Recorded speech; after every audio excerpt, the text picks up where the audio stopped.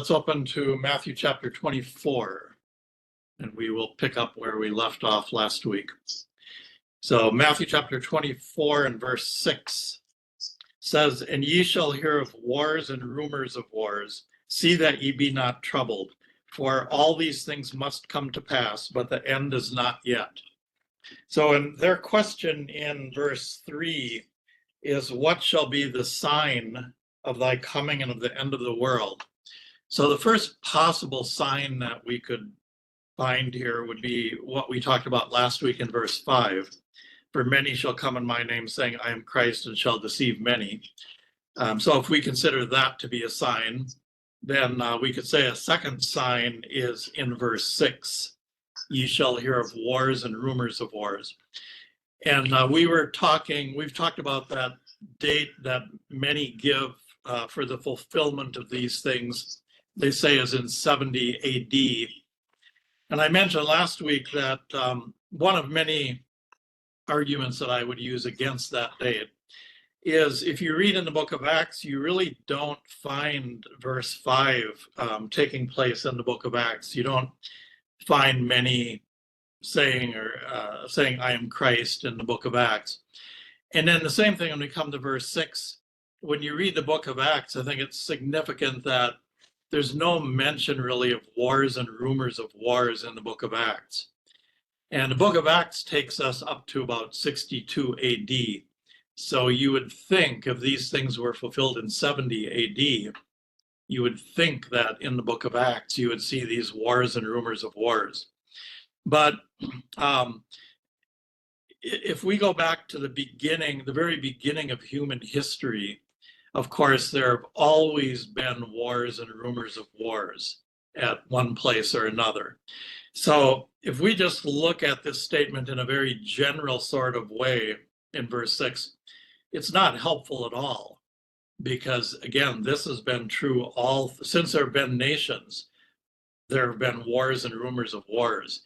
So that the disciples are looking for a sign of thy coming and of the end of the world. But again, if we just take this in a general sense, it's of no help whatsoever as far as any kind of sign. But Jesus is not talking here, of course, about the beginning of human history. He is addressing the timing of the end of the world. So again, that's the question in verse 3. What shall be the sign of thy coming and of the end of the world? And furthermore, Jesus is not speaking about various places all over the world. He's focusing on Israel. Keep Matthew 24 open, but turn over to Revelation chapter 6.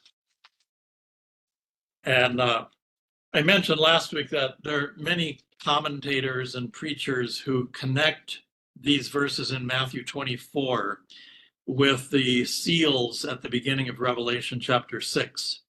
So I mentioned last week Matthew 24:5, where it says, many will come and say, I am the Christ, and shall deceive many. That's often linked with the first two verses in Revelation 6, which read, so Revelation chapter 6 and verse 1, and I saw when the Lamb opened one of the seals, and I heard as it were the noise of thunder, one of the four beasts saying, come and see.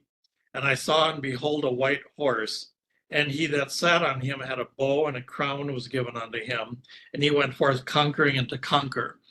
And so I mentioned last week, there's no obvious connection at all between Matthew 24:5, where many come saying, I am the Christ, and this seal here in Revelation chapter 6, verses 1 and 2. So that seems like quite a stretch to try to link those verses. And then they link Matthew 24, verse 6, which we just read a moment ago, with the second seal here in Revelation 6. So Gene Gross, would you read Revelation chapter 6, verses 3 and 4? Revelation 6, 3 and 4. And when he had opened the second seal, I heard the second beast say, come and see. And there went out another horse that was red, and power was given to him that sat thereon to take peace from the earth, and that they should kill one another, and there was given unto him a great sword. Okay, so it's a little easier to see why they would connect these verses, because Matthew 24:6 says, and ye shall hear of wars and rumors of wars. And Revelation chapter 6 and verse 4 says it was given to him that sat thereon to take peace from the earth, and that they should kill one another. So again, that seems a little more clear why they would try to connect those. But I believe the timing of these first 4 verses in Revelation 6 doesn't match up with the timing of the verses we've been looking at in Matthew 24. So when the first seal is opened in Revelation chapter 6, verses 1 and 2, again it says, he that sat on him had a bow, and a crown was given unto him, and he went forth conquering and to conquer. So there's someone on a white horse here that's going forth to conquer.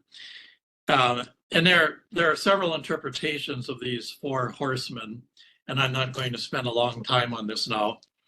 But however we interpret this first seal in verses 1 and 2, and this person on the white horse, whether we say that's Satan or the Antichrist or Jesus Christ, which are all suggested possibilities, none of this is taking place in Matthew chapter 24, verses 5 and 6. At that point in Matthew 24, neither Satan nor the Antichrist nor Jesus Christ is doing this at that time. If you look back in Revelation chapter 5, and Richard, would you read the first 2 verses in Revelation 5?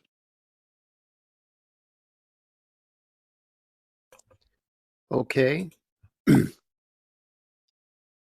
And I saw in the right hand of him that sat on the throne a book written within, and on the backside sealed with 7 seals. And I saw a strong angel proclaiming with a loud voice, who is worthy to open the book and to loose the seals thereof? So notice that these seals are in heaven. And the question, as Richard just read, is who is able to open these seals? And as you read on, you find Jesus Christ is the only one able to open the seals. So these seals have to do with the judgment that will come upon the earth. But if you go back to Matthew 24, in Matthew 24, verses 5 and 6, the judgment that will come upon the earth has not yet begun. There's simply in verse 5, many who are deceivers. And then in verse 6, we have these wars and rumors of wars. But again, the judgment has not yet come.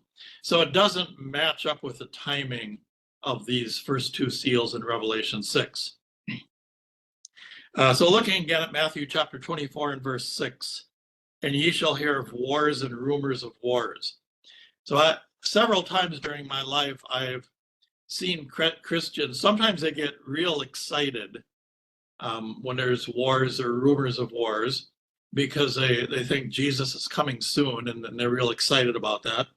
Or sometimes they're very anxious and troubled, thinking that some terrible prophecy is going to be fulfilled, and because of the wars and rumors of wars. But notice in verse 6, Jesus said, and ye shall hear of wars and rumors of wars. See that ye be not troubled. So the proper, even if the things taking place now were a fulfillment of verse 6, the proper response would to be not troubled. Whereas many Christians find that to be, these kind of things to be very troubling. So look also, we'll come back to Matthew, of course, but turn to Mark chapter 13. Mark chapter 13, and Meg, would you read verse 7?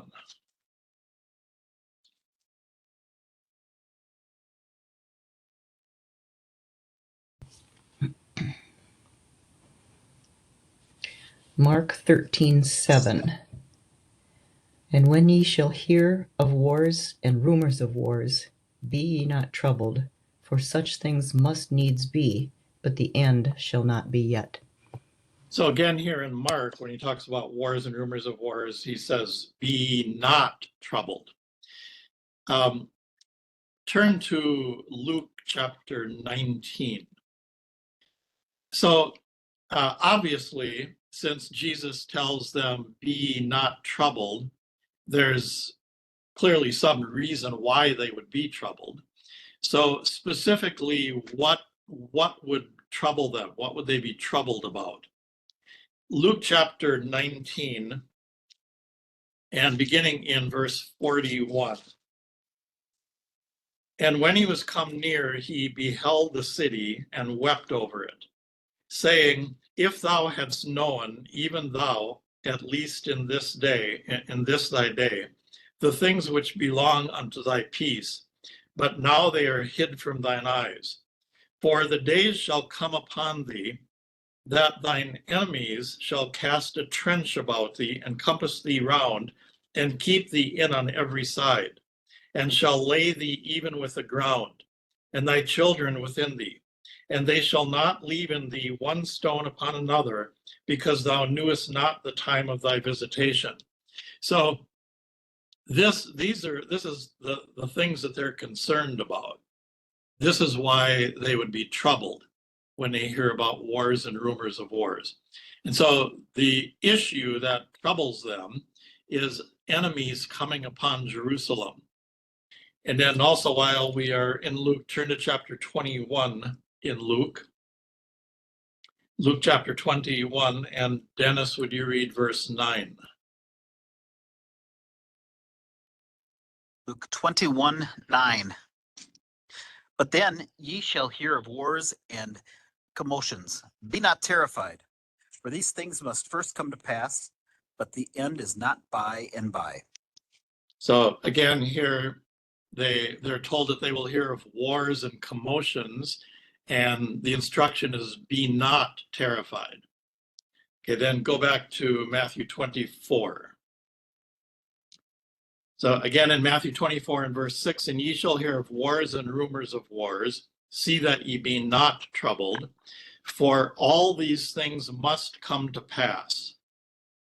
So notice in verse 6, he doesn't simply say that these things will come to pass, but he says they must come to pass. So why is that? Why is it that they must come to pass? We just read a moment ago in Luke 21 and verse 9, and there it says, for these things must first come to pass. And so again, it says must first come to pass. So why is that? Why must they come to pass? And the reason is because these things are prophesied in the Old Testament. And of course, the word of God will be fulfilled. It must be fulfilled. It's not possible that something in the word of God would be left unfulfilled. So that's why Jesus doesn't simply say these things will come to pass, but he says they must come to pass. Again, because it's written in the word of God in the Old Testament. And then Matthew 24:6 concludes, but the end is not yet. So again, many Christians get either very excited or very troubled when war breaks out, especially in the Middle East. And they think again that the coming of Christ or the end must be soon. But notice in verse 6, Jesus says, and when you hear of wars and rumors of wars, then he says, but the end is not yet. So many Christians, when they think there are wars and rumors of wars being fulfilled, they think that means the end is here. But Jesus says, when there are wars and rumors of wars, the end is not yet. So it really is, again, very opposite of the way many Christians think about these things. So I believe that, again, that the word must come to pass ought to be a clue to us, a big help to us. Again, that these things he's talking about in verse 6, this is not new information, but this is already written in the Old Testament. And I believe that Matthew 24:6 with the wars and rumors of wars has in view Daniel chapter 11, which we've looked at quite a bit in past weeks, where it gives quite a lot of detail about wars between Egypt and Syria, or between the king of the south and the king of the north. And of course, Israel lies between those two nations. So they would be certainly impacted greatly by that. So let's go back again to Daniel 11. And we won't spend a long time discussing this, but just to refresh us a bit here.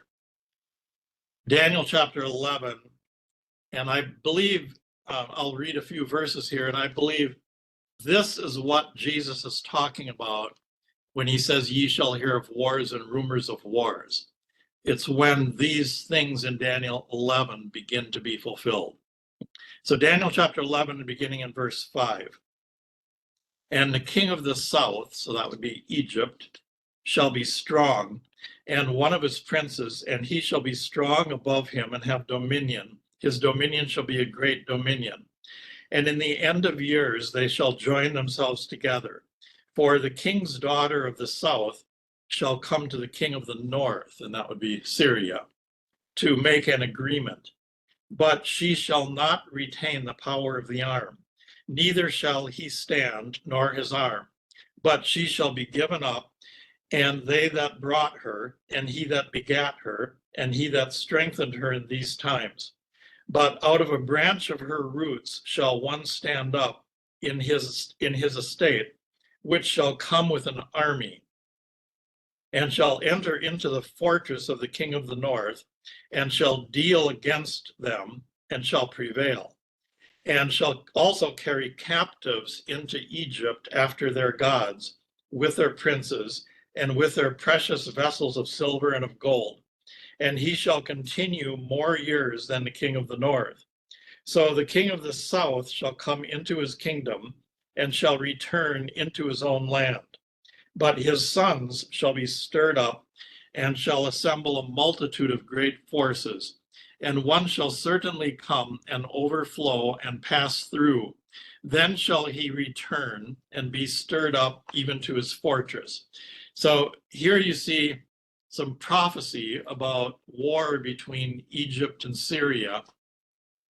And again, and you can read on much more here in Daniel 11, and we will come back and look at it a bit more later. But I believe these are the wars and the rumors of wars that must come to pass, because they're written in Daniel chapter 11. So there's no chance that this won't happen, that this won't come to pass. It must come to pass. But again, Jesus said, but the end is not yet.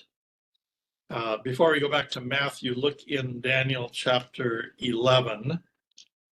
Daniel chapter 11, and Dick, would you read verse 27?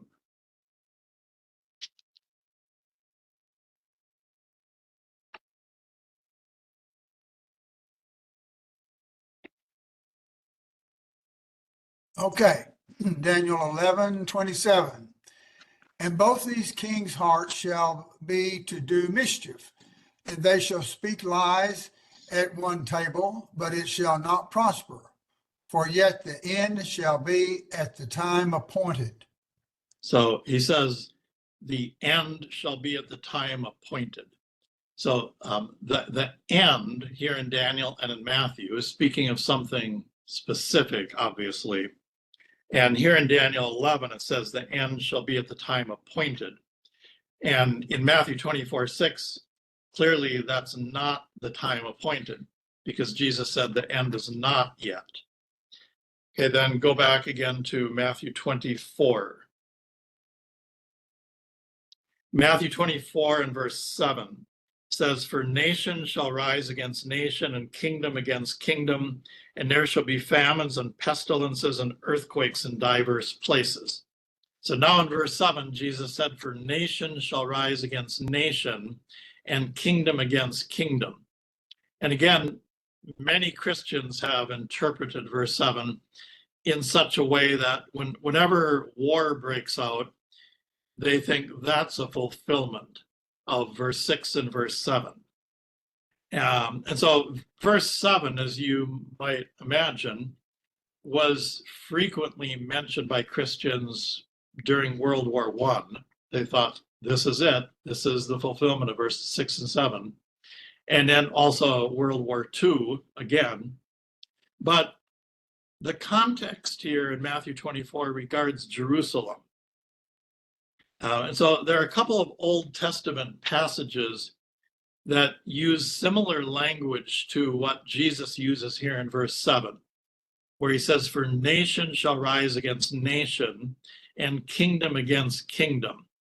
And so I want to look at those because I think that will be a help for us to better understand just what Jesus means when he says this in verse 7.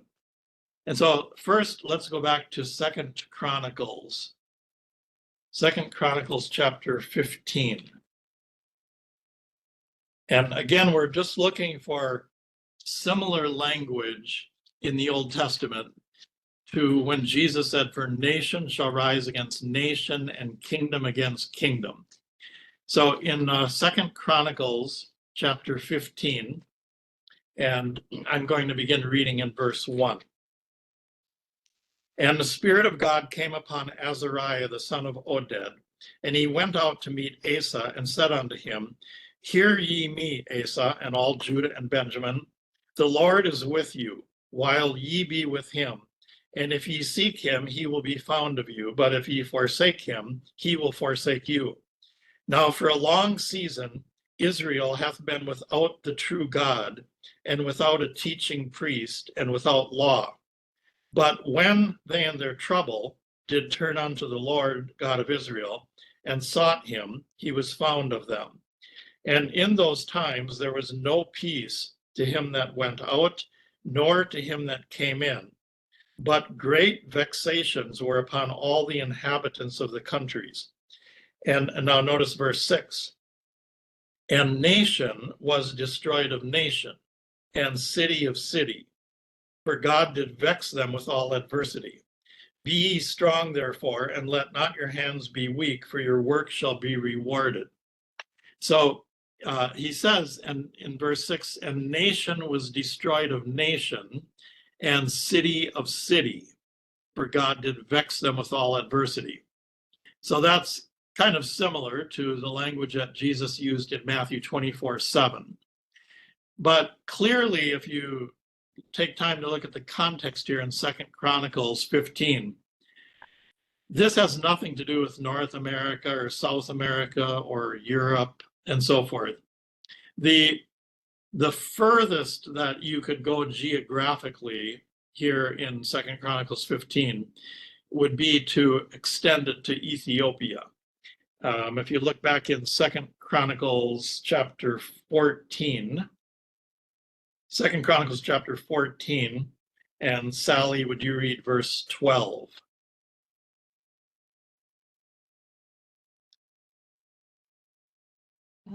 So the Lord smote the Ethiopians before Asa and before Judah, and the Ethiopians fled. And so again, if you look at the context here, that's the furthest that you could extend this geographically. When he talks in chapter 15, verse 6, nation was destroyed of nation and city of city. So it's not anywhere near a worldwide thing. It's limited to the Middle East.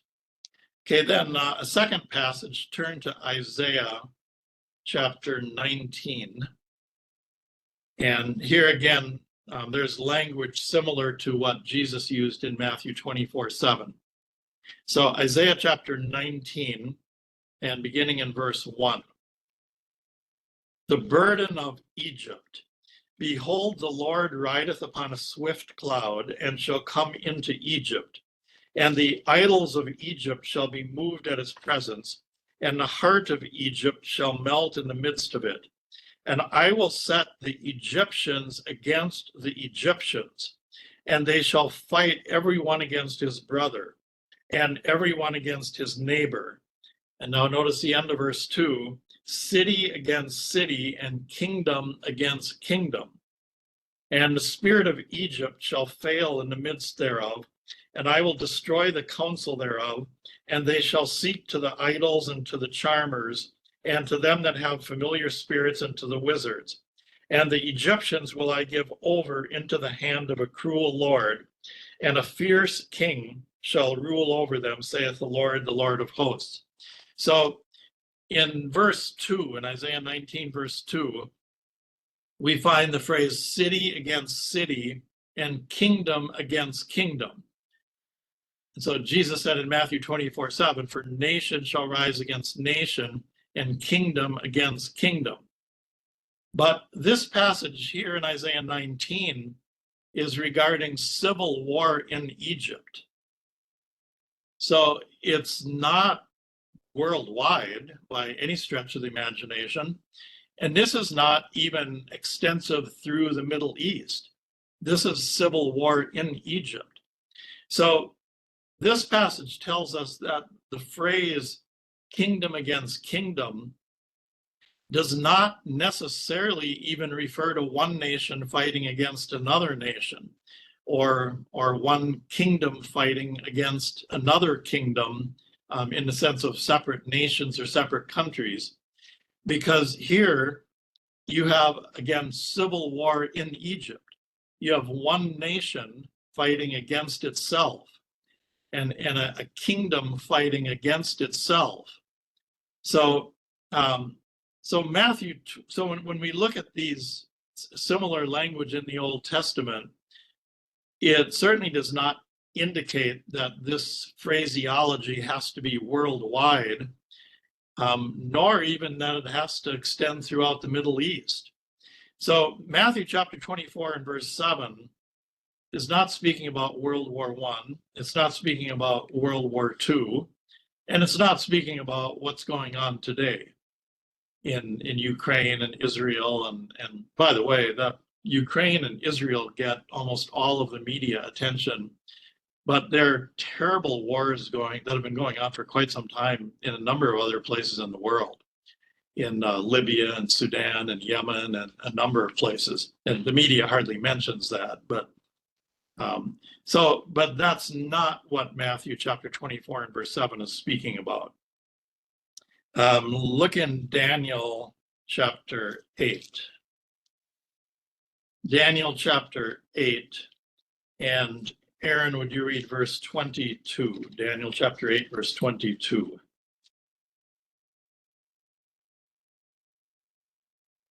Daniel 8:22. Now that being broken, whereas four stood up for it, four kingdoms shall stand up out of the nation, but not in his power.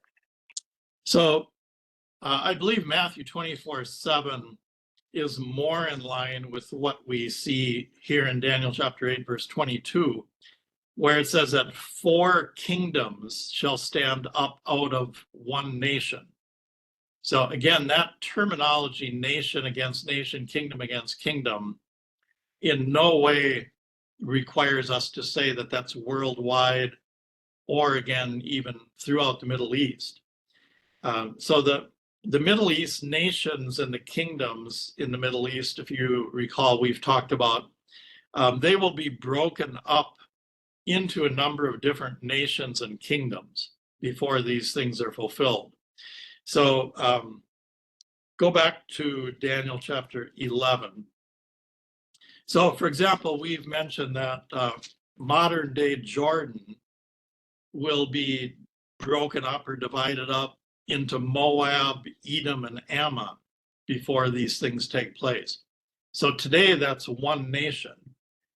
But when these things are fulfilled, it will be three nations or three kingdoms.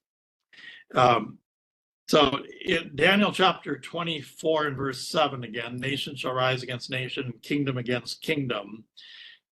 I believe, again, has in mind these conflicts between Egypt and Syria in Daniel chapter 11. And again, Israel is caught in the middle of this. So a moment ago, I read in Daniel chapter 11, I read verses 5 through 10.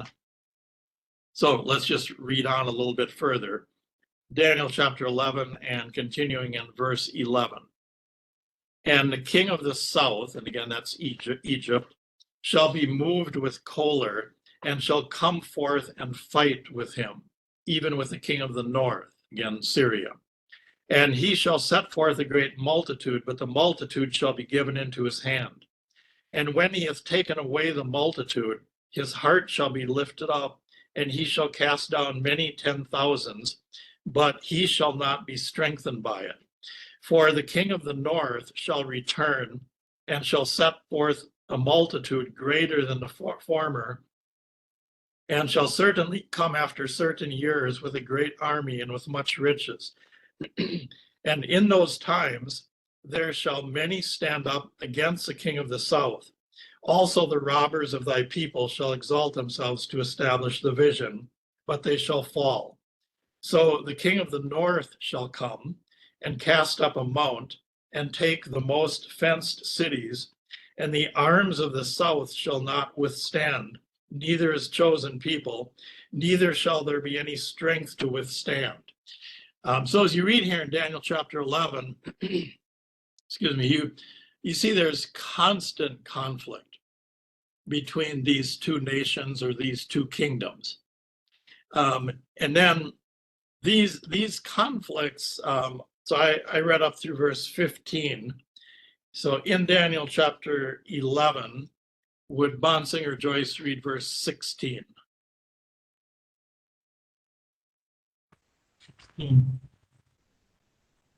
But he, but he that cometh against him shall do according to his own will, and none shall stand before him. And he shall stand in the glorious land, which by his hand shall be consumed. Okay, so again, as we have these constant wars or conflicts between Egypt and Syria, again, Israel is caught in the middle of that. And so on verse 16, it speaks of the glorious land being consumed. So, excuse me. So that again is why this was such a concern to the disciples in Jerusalem, because they know that all of this is going to greatly affect them in Jerusalem. Okay, then before we go back to Matthew 24, actually, let's go back to Matthew 24. Matthew 24, and again in verse 7, it says, "For nation shall rise against nation and kingdom against kingdom." And I believe, again, that he's speaking specifically about what Daniel 11 says about Egypt and Syria. And then he goes on in verse 7, "And there shall be famines and pestilences and earthquakes in diverse places." All right, so now keep Matthew 24 open, but go back again to Revelation chapter 6.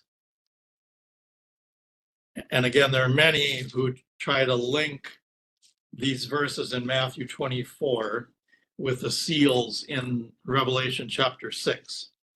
So in this case, Revelation chapter 6, and Dominic, would you read verses 5 and 6?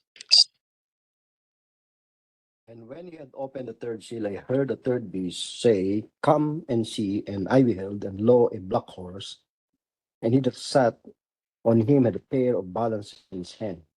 And I heard a voice in the midst of the four beasts say, A measure of wheat for a penny, and 3 measures of barley for a penny, and see that thou hurt not the oil and the wine. Okay, and so many link these verses in verses 5 and 6 with Matthew 24:7, because Matthew 24:7 says, "And there shall be famines." And so they say verses 5 and 6 here are speaking about famine. And then also they link Matthew 24:7 with the fourth seal here. So in Revelation chapter 6, Gabrielle, would you read verses 7 and 8? Revelation chapter 6, verses 7 and 8. Revelation 6, 7 and 8. And when he had opened the fourth seal, I heard the voice of the fourth beast say, Come and see. And I looked, and behold, a pale horse, and his name that sat on him was Death, and hell followed with him. And power was given unto them over the fourth part of the earth, to kill with sword, and with hunger, and with death, and with the beasts of the earth. Okay, and so again, Matthew 24:7 speaks of pestilences and earthquakes in diverse places. And so they link it with this fourth seal here in Revelation chapter 6, where it says, many are killed with sword and with hunger and with death and with the beast of the earth. And they relate the sword here with nation against nation and kingdom against kingdom in Matthew 24. And then, of course, the hunger is linked with the famines in Matthew 24. And then the death here in Revelation chapter 6 and verse 8, they link with the pestilences in Matthew 24. So pestilences, by the way, are plagues or any contagious or infectious diseases.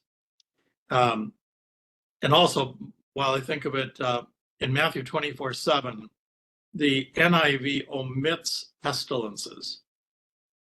It's just gone in the NIV and a number of other translations in Matthew 24:7. So a common interpretation here in Revelation chapter 6 is that the first seal in verses 1 and 2 is the Antichrist going forth to make war against the saints. And then the next three seals speak of the judgment that will come against the Antichrist and his followers. But if you go back to Matthew 24, none of that has happened in Matthew 24, verses 5, 6, and 7. There's nothing here at this point in Matthew 24 about the Antichrist going forth to conquer or to kill, or judgment coming upon him. So again, although it's very common to link these two passages, I just don't think it works time-wise. So back in Matthew 24 and verse 7, preachers who talk about prophecy often claim from Matthew 24:7, they claim that famines and pestilences and earthquakes are more numerous now than they were in the past. And they say they're increasing. There's more and more and more of them as the years go by. And also they say that they're worse now than they were in the past. And so they say so verse 7 is being fulfilled, they say. And we can see that with the increasing number and severity of earthquakes. But one of the problems with that is it's not true. It's not true that earthquakes are more numerous now than they were in the past. It is true that we now have more sensitive equipment. So earthquakes, I was in Tokyo a number of years ago, and I did experience an earthquake while I was there. But I was told that every day there's at least one earthquake in Tokyo. But most of them are so mild that no one feels them or is affected by them, but they have equipment that's sensitive enough to pick that up.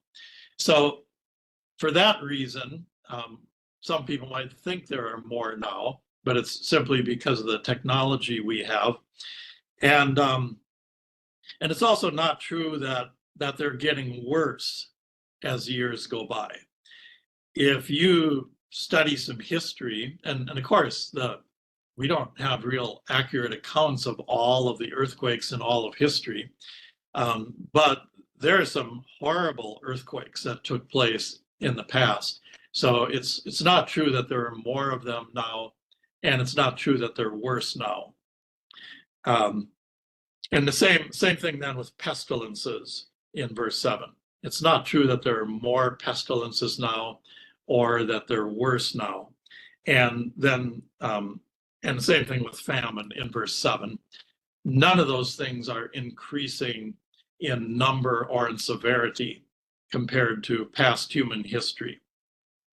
So that's in addition to the fact that they're taking these verses completely out of their context. It's also not true that these things are increasing in number and severity. And then furthermore, again, Matthew chapter 24 and verse 7 is focused on the Middle East. and especially, of course, on Israel. So it's not talking about pestilences and famines and earthquakes in North America and South America and Europe and throughout Africa and so forth. Go back to Psalm 33. And so one thing that's very important to keep in mind when you read these verses in Matthew is that Jesus is not giving new information. He's talking about things that have already been written about in the Old Testament. And so in an example, in Psalm 33, and beginning in verse 17, "An horse is a vain thing for safety, neither shall he deliver any by his great strength. Behold, the eye of the Lord is upon them that fear him, upon them that hope in his mercy, to deliver their soul from death, and to keep them alive in famine. Our soul waiteth for the Lord, he is our help and our shield. For our heart shall rejoice in him, because we have trusted in his holy name. Let thy mercy, O Lord, be upon us according as we hope in thee." So verse 19 says, "And to keep them alive in famine." So God promised the saints, the Jewish saints in the Old Testament, that he would keep them alive in famine. Then turn to Ezekiel chapter 5. Ezekiel chapter 5. There's something there. Let's see. The print is so small that it's hard to see. But Ezekiel chapter 5 and Pakinatan, would you read verses 5 and 6? Ezekiel chapter 5, verses 5 and 6. "Thus saith the Lord God, this is Jerusalem. I have set it in the midst of the nations and countries that are round about her, and she hath changed my judgments into wickedness more than the nations, and my statutes more than the countries that are round about her. For they have refused my judgments and my statutes. They have not walked in them." Right, so notice in verse 5, he says, "This is Jerusalem." And then he goes on in verses 5 and 6 and talks about their idolatry and how he's going to judge them. And then in Ezekiel 5, go down to verse 12. "A third part of thee shall die with a pestilence." So here's the pestilence. "And with famine shall they be consumed in the midst of thee. And a third part shall fall by the sword round about thee. And I will scatter a third part into all the winds, and I will draw out a sword after them. Thus shall mine anger be accomplished. And I will cause my fury to rest upon them, and I will be comforted. And they shall know that I, the Lord, have spoken it in my zeal, when I have accomplished my fury in them." So again, looking at verses 12 and 13, and we've seen this concerns Jerusalem, and it speaks in verse 12 about pestilence, famine, and sword. The same things spoken about in Matthew 24. And again, notice in verse 13, "Mine anger and my fury." This is referring to the time when God is going to judge Israel. So there are many Old Testament references and prophecies regarding famine and pestilence and the sword in Israel. And so the context here in Ezekiel has to do again with the 70th week, when God is going to judge Israel for her sin. Then look in Psalm 91. Psalm 91. And again, I'll mention all these things that Jesus is saying in Matthew 24. They're not just general statements all through human history about wars and pestilences and famines and earthquakes and so forth. They're very specifically talking about a certain time and a certain place. And of course, the place is Jerusalem or Israel. So Psalm 91, and beginning in verse 1. He that dwelleth in the secret place of the Most High shall abide under the shadow of the Almighty. I will say of the Lord, he is my refuge and my fortress, my God, in him will I trust. Surely he shall deliver thee from the snare of the fowler and from the noisome pestilence. So there again in verse 3 is the pestilence. Verse 4, he shall cover thee with his feathers, and under his wings shalt thou trust. His truth shall be thy shield and buckler. Now, you remember in Matthew 23, we read a few weeks ago about how Jesus said to Jerusalem that as a mother hen, I would like to gather you as chicks under my wings. That's based on verse 4. He shall cover thee with his feathers, and under his wings shalt thou trust. Okay, verse 5, thou shalt not be afraid. Same thing Jesus said in Matthew 24. For the terror by night, nor for the arrow that flieth by day, nor for the pestilence. So there again in verse 6 is the pestilence that walketh in darkness, nor for the destruction that wasteth at noonday. 1,000 shall fall at thy side, and 10,000 at thy right hand, but it shall not come nigh thee. Only with thine eyes shalt thou behold and see the reward of the wicked. Okay, and then turn to the book of Amos. Amos chapter 4.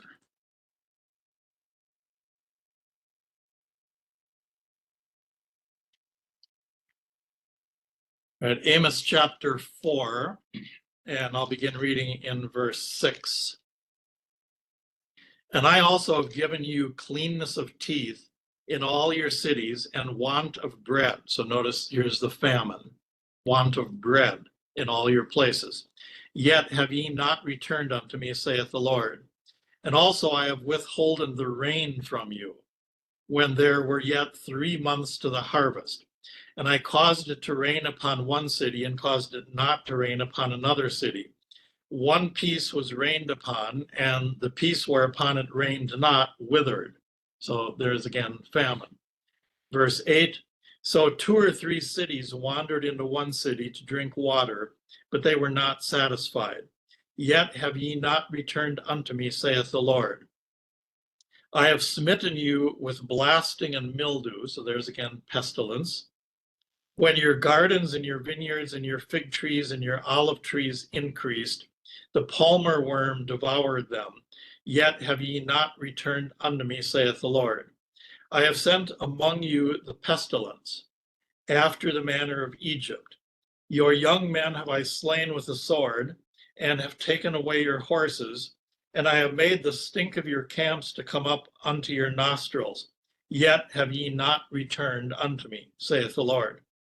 I have overthrown some of you as God overthrew Sodom and Gomorrah, and ye were as a firebrand plucked out of the burning, yet have ye not returned unto me, saith the Lord. Therefore thus will I do unto thee, O Israel. So notice who it's talking about, Israel. And because I will do this unto thee, prepare to meet thy God, O Israel. For lo, he that formeth the mountains and createth the wind and declareth unto man what is his thought, that maketh the morning darkness and treadeth upon the high places of the earth, the Lord, the God of hosts, is his name.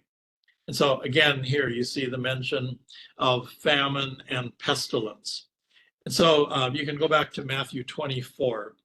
So all of these things that Jesus speaks about in Matthew chapter 24, verses 6 and 7, the wars and rumors of wars, nation shall rise against nation, kingdom against kingdom, the famines, pestilences, earthquakes, all of these things are things that were prophesied in the Old Testament.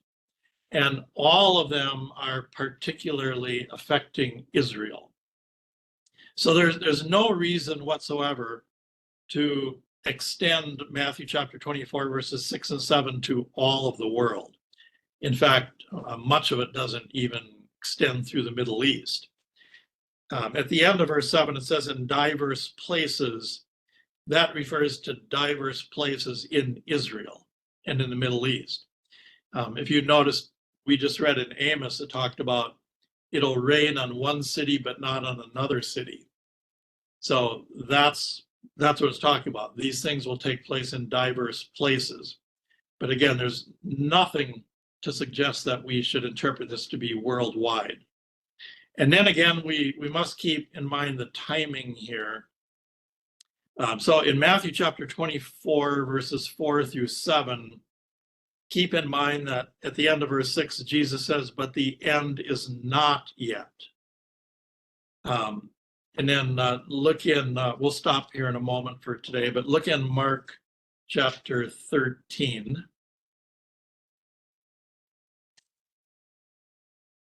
Mark chapter 13 and verse 7. And when ye shall hear of wars and rumors of wars, be ye not troubled, for such things must needs be, but the end shall not be yet. And then also Luke chapter 21. Luke chapter 21 and verse 9. But when ye shall hear of wars and commotions, be not terrified, for these things must first come to pass, but the end is not by and by. And so that's not only is Matthew 24 verses 6 and 7 not being fulfilled now, but even when these things do begin to be fulfilled, as written again in the Old Testament, Jesus says, when you see these things, the end is not yet. But the end is not by and by. And then finally, again, regarding that 70 AD date that so many use, saying that these things were fulfilled in 70 AD. Again, I should mention that when you look at Matthew 24:7, you don't see these things, for example, in the years 33 to 70 AD. You don't really see these things being of particular importance at that time.